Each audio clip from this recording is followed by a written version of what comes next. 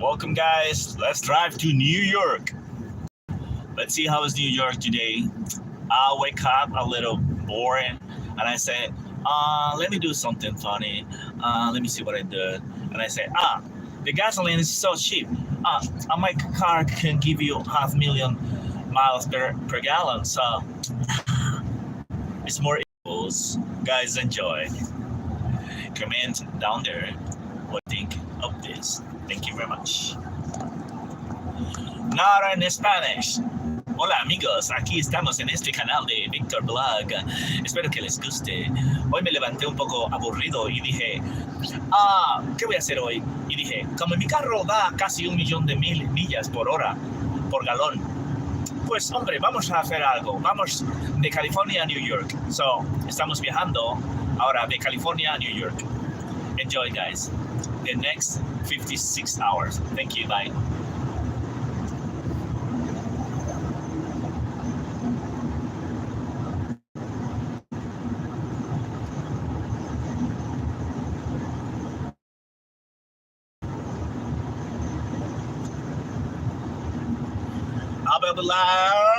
I hope everybody enjoy it. Bye-bye.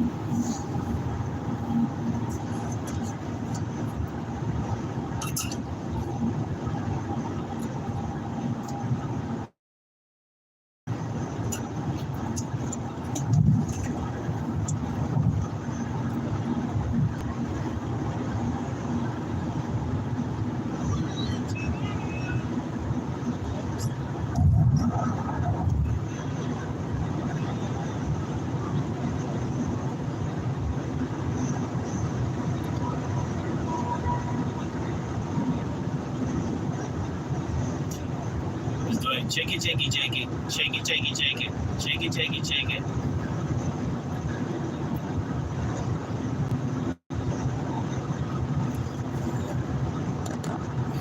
I don't know what this is doing. Shake it, shake it, shake it.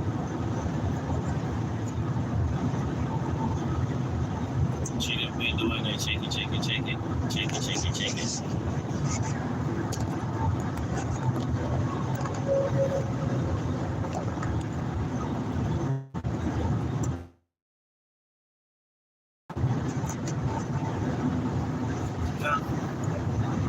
There's nothing to do.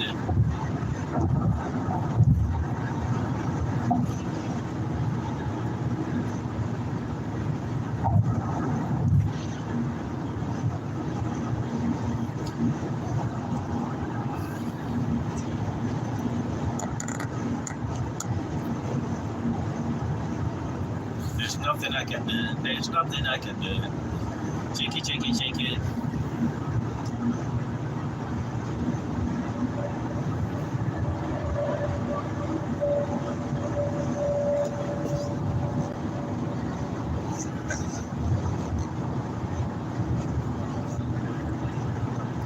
Look at those cars. Oh my God.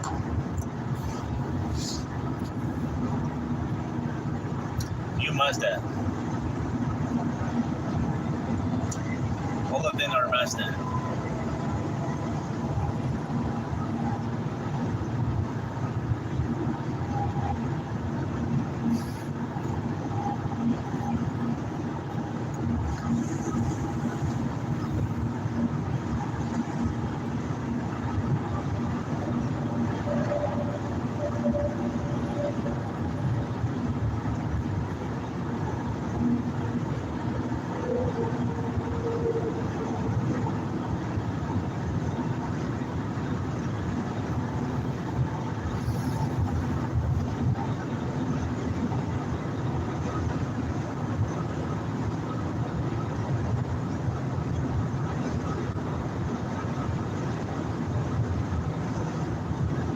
So a lot of traffic today.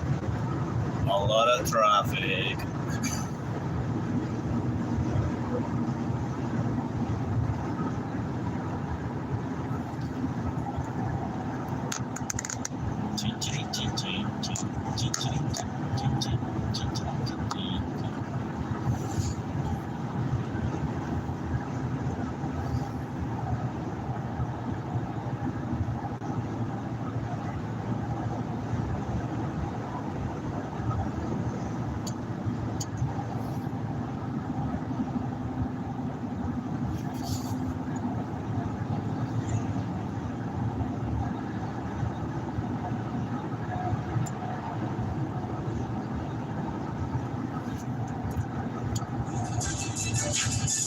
What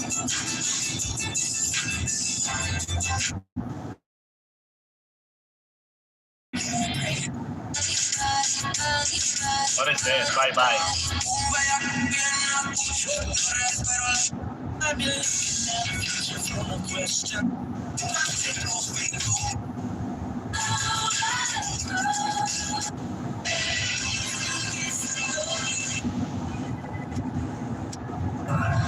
Right now, what do you think? Home's being rotated. Is that a movie on the radio? Gosh, yeah.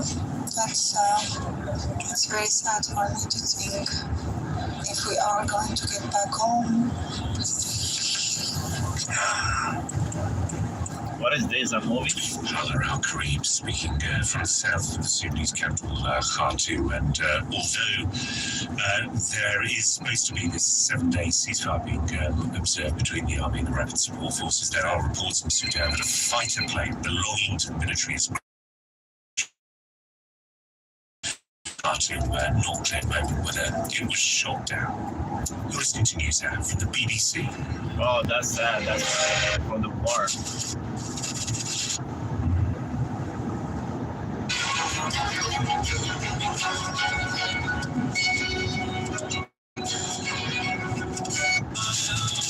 Rise in home kitchens around it. I don't know why we fight. Why you not so fight? smart? Yes. Okay. Because Rosie. let me tell you something. Every woman, man, that is fighting right now for something, for whatever it is, for water, for whatever it is. When you die, you will take it. So stop fighting. Whatever you're fighting for, let's say for land, for territory, when you all die, you won't take it. So what's this to fight for?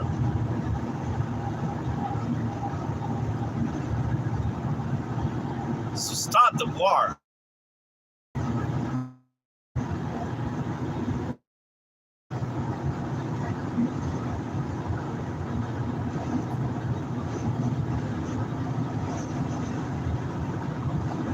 I love you guys.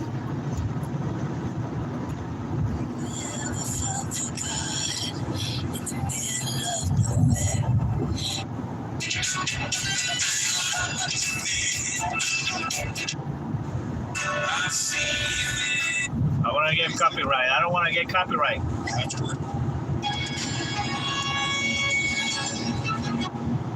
During a meeting with the Russian Prime Minister in Beijing, Mikhail Mishustin hopes to persuade Beijing to give Moscow stronger backing for its war in Ukraine. The head of Russia's Wagner mercenary group says 20,000 of his troops have been killed fighting for the Ukrainian city of Bakhmut.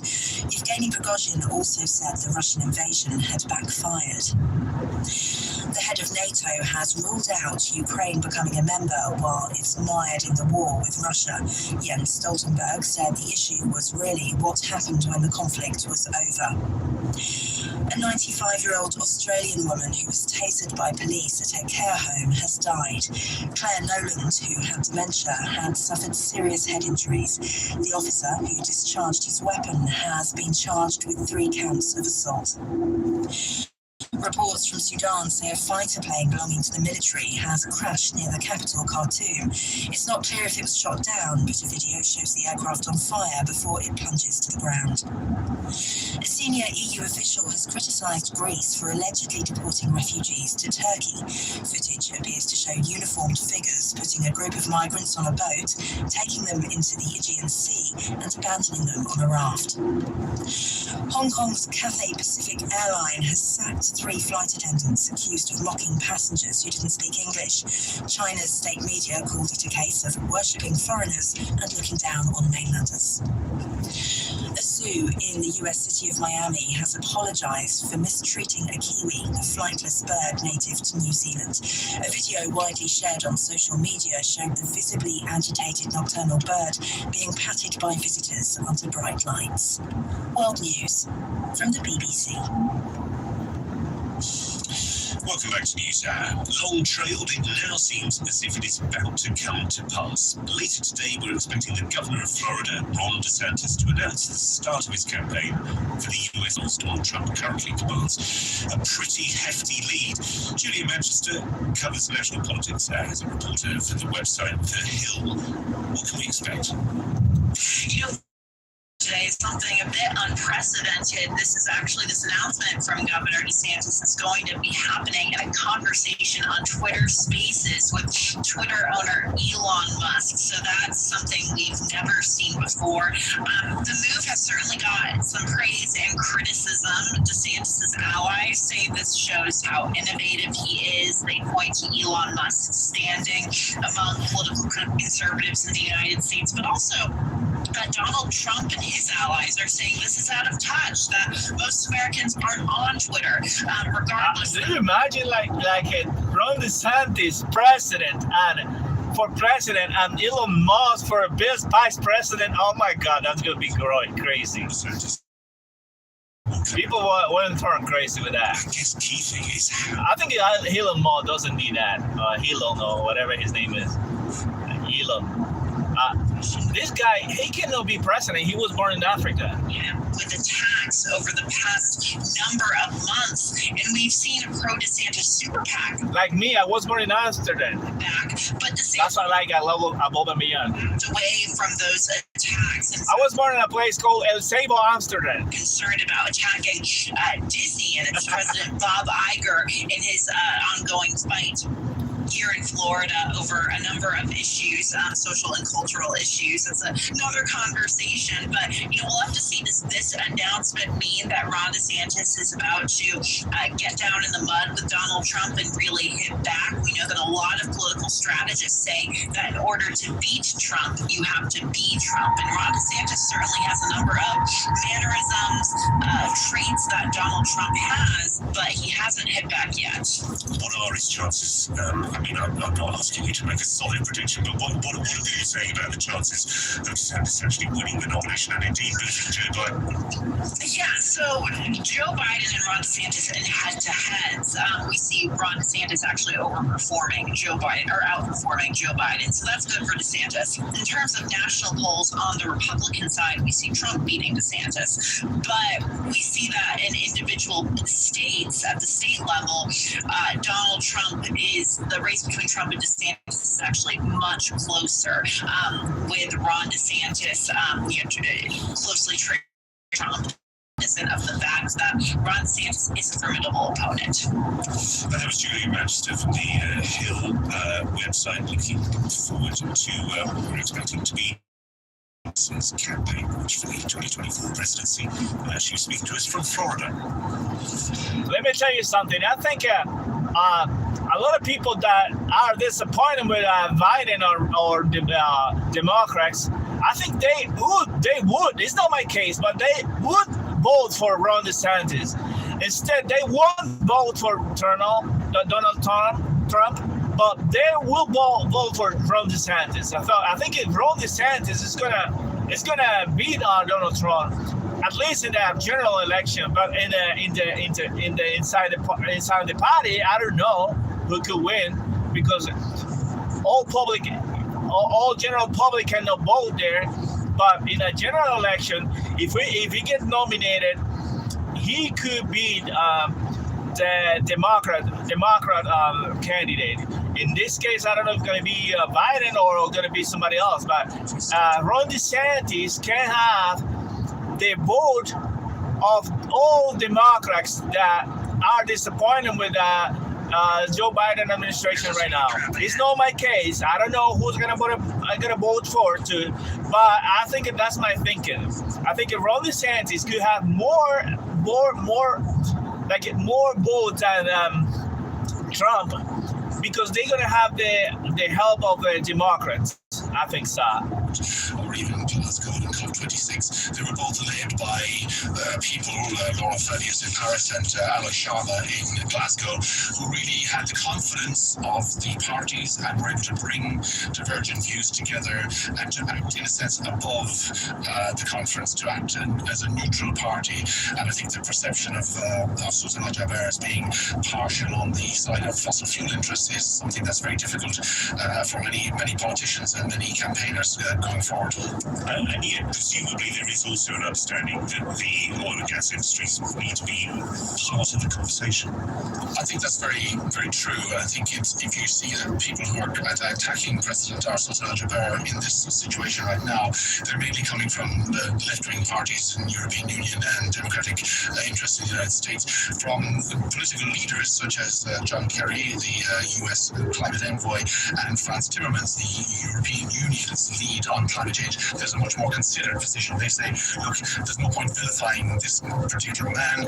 It's about bringing those interests on board. We have to negotiate or deal with fossil fuel companies and interests and countries, and he's the perfect person to be able to bring that perspective to the table to make these negotiations work. Because as you remember, in COP27 last year, efforts to try and get a phased out of all fossil fuels failed because of objections, including from fossil fuel producers such as Saudi Arabia and Russia. So many of the, I suppose, the powerful people who in this process see Sultan Al Jaber as being critical to bringing those parties on board. Larry Barber, correspondent Matt McGrath. Rasmus Anderson is a German member of the European Parliament for the Greens Alliance and one of the signatories on this letter. What does he make of that argument that Matt was just sharing with us, that the oil industry needs a seat at the table? I think that a head of the national oil company is not trustworthy in leading a climate conference. We can see that the oil industry, or also other parts of the fossil fuel industry, had known what damage they are doing regarding climate for many centuries, and they were not acting. Even in a time like now, they are still planning to add many billions of barrels of oil to their production. So I don't think that a head of the national oil company is a good president of a climate conference. He needs to negotiate with very different interests, and I don't think that we can have confidence in that we're doing a good job there. Well, his team in the United Arab Emirates have given us a statement today pointing out that actually it's incredible the amount of contamination that you could produce when you're doing like only one petroleum barrel. So it's really amazing how it's very bad how big damage we're doing to our planet and our environment. Those countries that produce a lot of oil, like Russia, China, not much China, but Russia, they produce a lot of petroleum. They make a big damage to the environment. State-owned company does say that it has a clear mandate, in its words, to transform, decarbonise, and as it puts it, future-proof the oil company. Are you saying that we simply shouldn't accept what they're saying? The oil industry is very good in marketing and branding, but we can see that a big part of the industry still is adding production capacity. That's why don't have any kind of trust in that they are living up to the commitments. Can I just ask, he was appointed back in January, it's out May. You're asking for his appointment to be blocked by the delay. Don't take it. It's still not too late, and of course, I think that after the appointment had been made, the debate about also the climate conference this year first had started. So I still think that if, for example, US President Biden, but also European Commission President von der Leyen would support our demand, then it will not too late to act and more political on the organizers of the conference. I'm wondering how much pressure you are exerting. I did my subs today. from the members of Congress and the members of the European Parliament, we managed to scrape together barely 10% of the members to oppose this man's appointment. I mean, it's not an overwhelming pressure that you're exerting, is it? Well, first of all, on the European side, we have more than 100 legislators supporting the letter compared to other letters. And they're all from the European Parliament. This is from the left and from the Greens. So this is quite a lot. We have a lot of Social Democrats there as well. You mentioned Vice President Timmermans, he's a Social Democrat as well. And I think the most important part we can play is to put public pressure on both the European Commission but also the US administration. And this is what we are trying to do with the letter. And we are having a public debate about this, like in the news show. So you are a good example of that was Rasmus Andersson, German member of the European Parliament. The Greens speaking to us.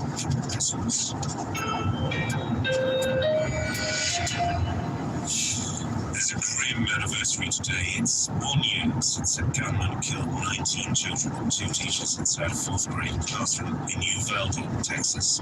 The shooting was the deadliest in state's history in a criminal investigation, and the police's slow response to the incident, while that investigation is still continuing. The BBC's Will Bryan first reported from the scenes of the massacre last year. He's come back to revisit the parents of 10-year-old Alicia Ramirez, who died that day. Some of you may find this report distressing.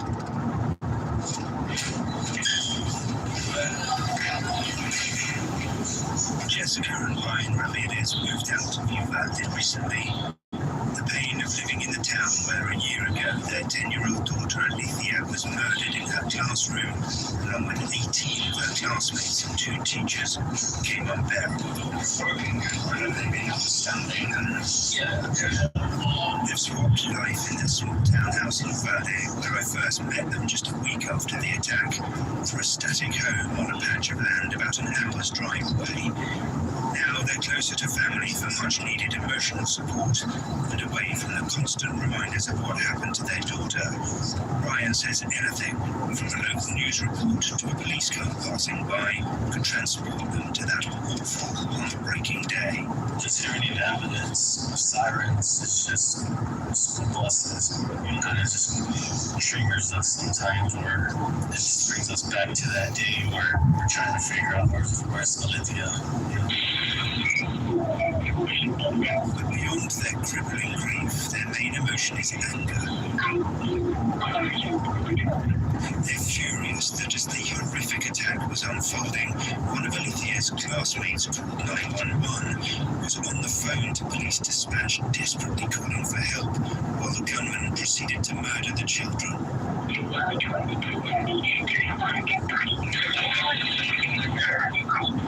Is advising he is in the room full of victims, full of victims at this moment. Sir, if you hear me, please put your firearm down, sir. We don't want anybody else hurt. Despite there being 376 heavily armed police officers and other law enforcement agents on the other side of the door, a staggering 77 minutes went by before they breached the door and neutralized the gunman. Yeah, go. Imagining the terror those children experienced in their final moments has stayed with Ryan and Jessica above everything else. There's a child on the phone asking for help, and then he's still in there, and they're talking about, he's still in there. Okay, are y'all gonna do anything about it? I'm just gonna stand around and hang up that badge, or I'm just gonna do that. I mean, just right now talking about it, it's just, my blood just boils. Because they would have been here if they did something, they would have. It makes me so mad that they were just crying and screaming while they were out there. They just knowing that Olivia's just there and just like mommy, daddy, like they just want help. They just want to get out of there. And they just didn't seem to care. They just didn't seem to.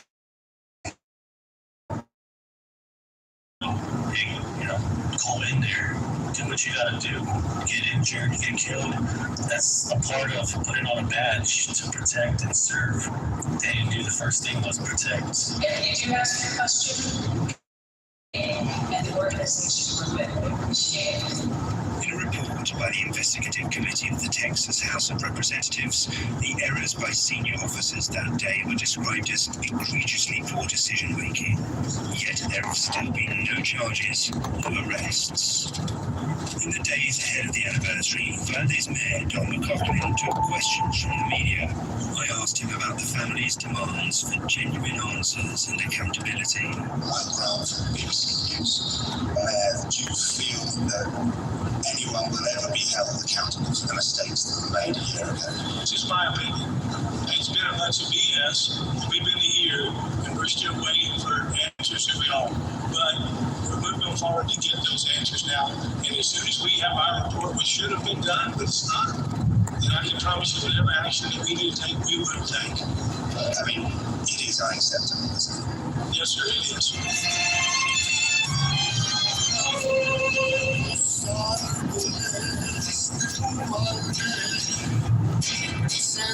Among the events planned to mark the anniversary of the attack is a performance by Mexican mariachis at the memorial of a song written for the victims. This largely Latino town still struggles to comprehend how so many of its youngest and brightest could have been extinguished that day, and how so little was done for so long to stop it from happening. A report from Texas from our correspondent Will Grant. You're listening to News Hour, live from the BBC World Service.